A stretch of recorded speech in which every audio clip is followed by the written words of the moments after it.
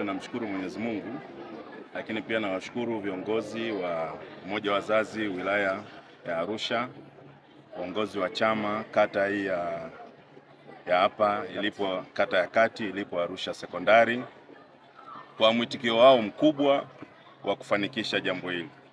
Sisi leo Umoja wa Wazazi mkoa wa Arusha kama jumuiya ya CCM ikiwa katika kutimiza miaka 49 tangu Chama cha Mapinduzi kizaliwe tarehe 5 mwezi wa pili 1977, tumeona tuje kuungana na jumuiya hii ya wanafunzi lakini shule kwa ujumla katika kutoa vitu mbalimbali.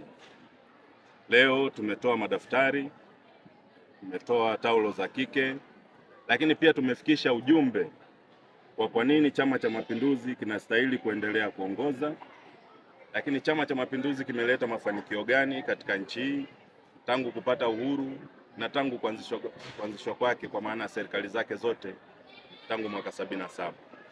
Hayo yote tumeyaeleza, na kimsingi sisi kama jumuiya lazima tutekeleze wajibu wetu wa kuhifadhi mazingira, lakini kuikumbusha jamii juu ya uhifadhi wa mazingira, afya bora, kwa sababu taifa ambalo wananchi wake wana changamoto za afya, basi taifa hilo si taifa bora. Kwa hiyo hayo tumewaambia, lakini tumetoa elimu ya maadili na kuendelea kuipenda nchi yao. Huo ujumbe umefikishwa kwa wanafunzi na kwa jamii ya wanafunzi wa hapa Arusha Sekondari. Kulikuwa na ahadi ya Katibu Mkuu wa Umoja wa Wazazi ndugu Salum Ali Hapi alipofanya ziara hapa mwaka jana, na aliahidi kwamba atatoa shilingi milioni 1. Kwa hiyo ahadi hiyo leo tumekuja tumeitimiza, na pamoja na kuitimiza tumetoa na hivyo vitu vingine ambavyo tumevikabidhi, na daftari ambayo imetolewa na wanachama pamoja na hizo taulo za kike.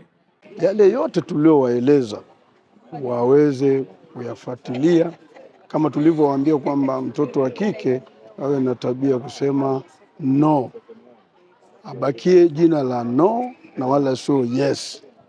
Lakini pamoja na hayo, jumuiya ya wazazi mkoa wa Arusha tunajipanga kwenda kutembelea shule zaidi ya hii Arusha School, Arusha School, na kuhakikisha kwamba zile taulo za kike ikiwezekana waweze kupata wote.